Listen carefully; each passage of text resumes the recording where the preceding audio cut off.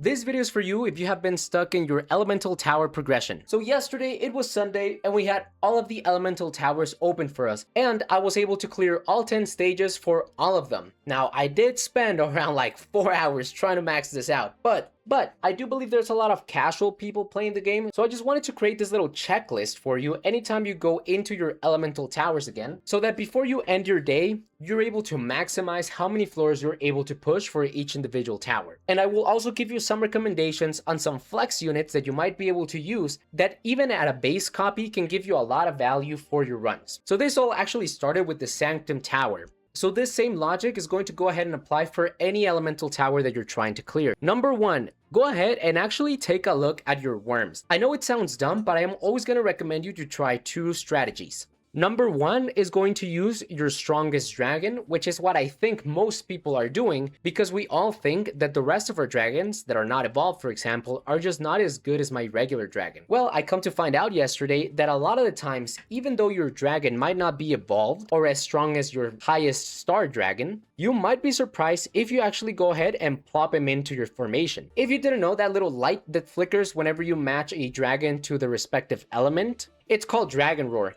And depending on your Dragon Roar level, you will be able to give additional stats to your whole faction. As we can see right here, the Wyrm grants Dragon Roar to luminaries of the corresponding faction, increasing attack and all defenses by 5% at base, and depending on how high you have this leveled at, it gives you an additional 34.5% defense and attack. If you don't know how to level this up, as long as you're using your dragon crystals to actually summon here, preferably during Golden Clover events, you will get a bunch of spells unlocked. And anytime you get spells unlocked, you will be able to get these little fire tokens that you can then trade in and actually upgrade your Dragon Roar level. Now, does this mean Dragon Roar will solve all of your problems? Not necessarily. Sometimes just the core ability of your leveled up dragon will be more effective and will be able to push you higher than just a 30% additional attack boost. At least in my experience, keep in mind, I am using the blue dragon, and the blue dragon is very universal. Anybody, any team, any faction will highly benefit from having cooldown reductions. This might be just some blue dragon copium, but at least that's what I've noticed. Sometimes, even though I have the correct faction, I just get more value out of my blue dragon being out there and lowering down the cooldowns.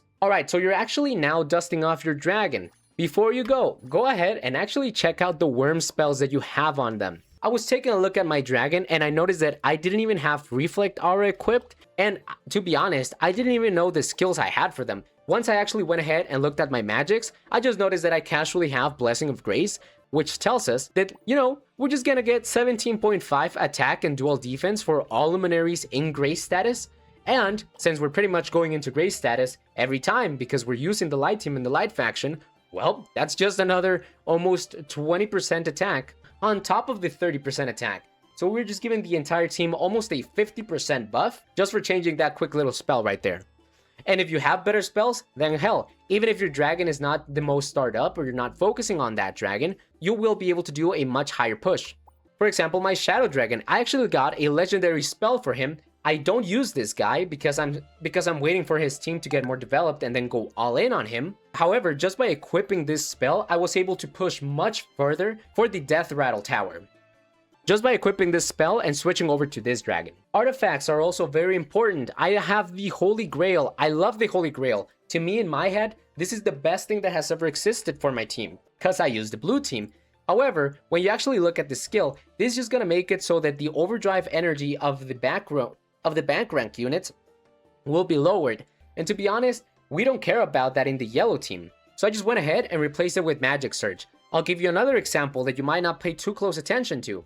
We have the Genie Lamp, which has a 50% chance of giving you a buff at the start of the battle. However, most of these buffs are just for 8 seconds. After that initial buff, you just have a useless artifact laying around in your dragon. Until you go into Effect Triggers Twice at +8, this one is not really that great. However, you could do something like negating your enemy from using cooldowns, so that way you can get a leg up on your enemies. And sure, even if you remove it and you lose the 5% attack buff, there are times where you actually do have enough damage, you might have enough survivability, and if you're able to just stall the enemies a little bit longer, you'll be able to come out on top. It's not always just about having a higher attack stat.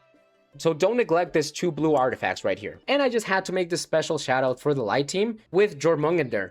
She is an incredible assassin because she's able to put two incredible debuffs on the enemy. One being the healing down, which is what makes Guinevere super strong, and she's also able to do a defense shred. So this just helped out my little assassin here. Even though he's just 3 purple stars, he was clapping people non-stop. He was like actually one-shotting enemies. Thanks to the defense down the snake lady was able to put on the enemies. So even if you don't have crazy stars on your characters, I would highly recommend you actually sit down and read the abilities. And if you have somebody that maybe has very crappy stats, but is able to put some of those ginormous debuffs, such as anti-healing or defense shred, try to put them on your team and see how that performs. Because remember, they're getting almost another 50% bonus, assuming you're going to be using the actual dragon for that faction. Anyway, that's just stuff that I figured out yesterday. Hopefully that helps you push further. See ya.